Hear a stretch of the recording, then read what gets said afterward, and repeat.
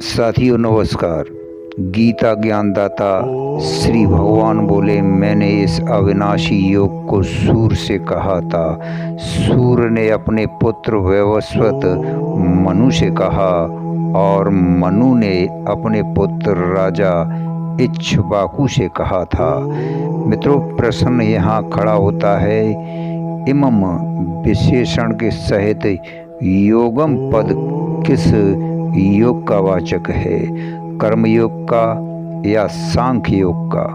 साथियों, दूसरे अध्याय के 39वें श्लोक में कर्म योग का वर्णन आरंभ करने की प्रतिज्ञा करके भगवान ने उस अध्याय के अंत तक कर्म योग का भली भांति प्रतिपादन किया।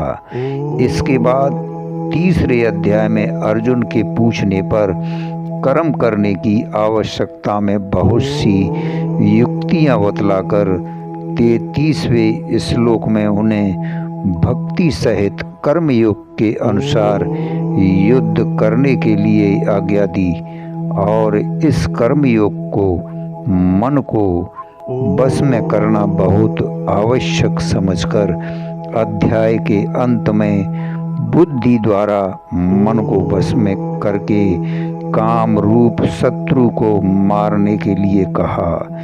मित्रों, इससे मालूम होता है कि तीसरे अध्याय के अंत तक कर्म योग का ही अंग प्रति अंगों सहित प्रतिपादन किया गया है।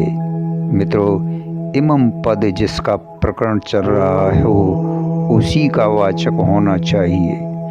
यह समझना चाहिए कि यहाँ इमम विशेषण के सहित योगम पद कर्म योग का ही वाचक है। मित्रों, इसके सिवा इस योग की परंपरा बतलाते हुए भगवान ने यहाँ जिन सूर्य और मनु आदि के नाम गिनाए हैं वे सब ग्रस्त और कर्मयोगी ही हैं। आगे इस अध्याय के 15वें श्लोक में भूतकालीन मुमुक्षुओं का उदाहरण देकर भी भगवान ने अर्जुन को कर्म करने के लिए आज्ञा दी है। इससे भी यह इमम विशेषण के सहित योगम पद को कर्म योग का ही वाचक मानना उपयुक्त मालूम होता है।